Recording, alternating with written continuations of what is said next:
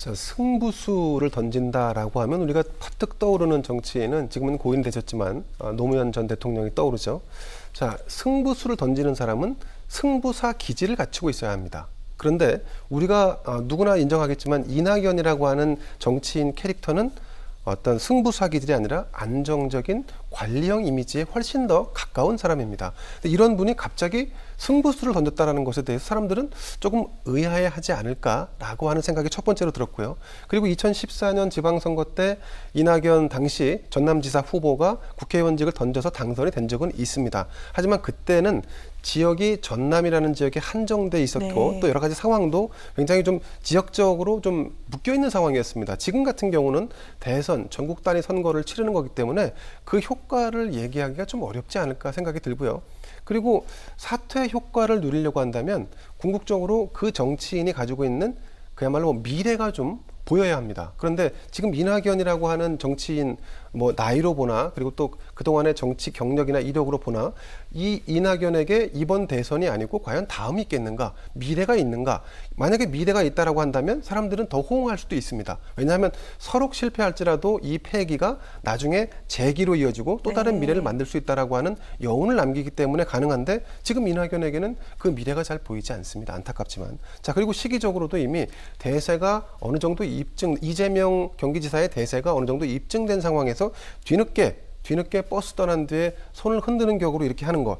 그리고 제가 좀 안타까운 건 말이죠. 정치인들이 국회의원직을 이렇게 쉽게 던지는 부분에 대해서 좀 비판을 받아야 마땅하다고 봅니다. 서른 지금 의원 같은 경우도 사퇴를 운운하다가 결국은 철회 쪽으로 좀 선회하는 것 같은데, 자, 이런 이벤트, 국회의원직을 던지는 이벤트나 쇼잉은 더 이상 국민에게 감동을 주지 못한다는 것이 이번에 확인되지 않을까 제가 생각을 해봅니다. 알겠습니다. 안타깝다 이렇게 말씀을 하셨는데 민주당 차원에서는 지금 이낙연 의원의 사퇴를 만류하고 있는 중입니다. 당대표까지 나섰는데 어떻게 해야 될까요, 교수님? 안 하죠, 사퇴. 네.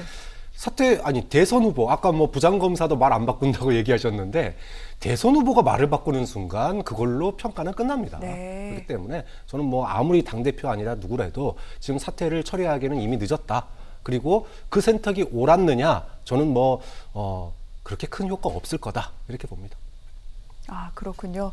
별다른 효과가 없을 것이다. 당의 만류에도 불구하고 이낙연 후보가 사퇴라는 그 뜻을 꺾지는 않을 것이다 라고 얘기를 하셨는데 실제로 오늘 지금 의원실에서는 짐을 정리하고 있고 비서관들은 면직 처리를 했다 이런 소식이 전해지기도 했습니다. 그런데 사실 지금 두 분께서 또 말씀하신 부분이 있습니다만 이번에 그 의원직 사퇴라는 그 부분이 실질적인 판도를 바꾸는 데 있어서 얼마나 영향을 미칠지 이 부분에 대해서는 좀 의구심이 많은 것 같습니다. 앞으로 이낙연 후보는 그렇다면 어떻게 헤쳐나가야 됩니까, 교수님? 저는 지금 이낙연 대표가 이제 사실은 충청권 패배하고 난 다음에 캠프 차원에서 두 가지 사과를 했어요. 하나는 네거티브 하지 않겠다. 네. 그리고 또 하나는 양극화 문제 해소를 위한 정책에 집중하겠다고 그랬습니다. 그런데 그거랑 의원직 사퇴랑 무슨 상관이 있나요? 또 의원직 사퇴하면서 네거티브 했습니다. 자, 그러니까 이게 얼마나 효과가 있겠느냐. 일단 늦었습니다. 너무 늦었고요. 자, 그 다음에 외통수밖에 없다. 이제 남은 거는 이낙연 대표의 상징성이 뭡니까? 문재인 정부의 총리를 잘 했다라는 거예요. 네. 그러면 죽으나 사나 남은 길은 하나다. 이제 시간도 얼마 없는데 그러면 문재인 정부가 잘했던 부분들을 더 부각시켜야 돼요. 제가 봤을 때는. 그리고 문재인 정부에서 못했던 부분들에 대해서는 내가 이런 보관을 가지고 있다라고 하는 걸 국민들한테 직접적으로 느낄 수 있게끔 제시를 해야 됩니다. 그래서 죽더라도 무슨 얘기냐면 경선에서 패배하더라도 문재인 정부를 적극적으로 지지했던 사람들에게 야, 문재인 정부의 2인자답다. 이런 박수를 받아야지 다음이 있는 겁니다. 네. 그런데 지금 고작 앞으로 대선 정치 은퇴 선언도 아니고 국회의원직 그거 하나 내놓는다고 이걸 배수진이라고 평가할 수 있을까요? 그 다음 얼마든지 가가지고 또 국회의원직 할 수 있는데요. 좀 그런 점에 있어서 어정쩡했다. 네. 의원직 사퇴의 어정쩡한 사퇴고 그 다음에 전략의 실패고 그렇다면 남은 길은 이제 외통수다. 문재인 정부와 자신이 한 몸임을. 네. 그래서 문재인 정부에 대한 지금 국정 수행 지지율이 45%입니다. 이거라도 가져오면 뭔가 볼 수 있는 거예요. 근데 이것도 제대로 못 가지고 있다는 거 아닙니까? 그러니까 이 부분을 갖다가 이낙연 후보는 네. 좀 이 부분을 좀 더 생각했으면 어떨까. 좀 굉장히 아쉽습니다. 아, 그렇군요. 자, 이낙연 후보 캠프 측에서 이 조언을 듣고 있는지 잘 모르겠습니다. 아울러 이런 해석도 나옵니다. 사실은 지금 이낙연 후보는 호남에 대해서 기대를 하고 있는 것이다. 호남의 지역민들이 이 얘기를 들어주길 원하면서 의원직을 던진 것이다. 이런 해석도 나오는데 평론가님 어떻게 보십니까? 자, 이낙연 후보가 호남에 가서 사실상 좀 올인하고 있죠. 본인이 호남이 지역 베이스이기도 하고 여기서 무너지면 더 이상 버틸 수가 없다라고 하는 판단을 한 거죠. 자, 그런데 공교롭게도 이재명 경기지사는 여기에 대한 맞대응을 거의 하지 않고 있습니다. 네. 왜냐하면 지금 이재명 경기지사 측에서는 이미 대세가 일정 부분 확인이 됐기 때문에 호남에 가서 굳이 충돌하거나 아니면 무언가 자극할 만한 모양새를 취해서 마치 대등한 형태의 판세가 이어지는 것처럼 굳이 판을 열 필요가 없는 거죠.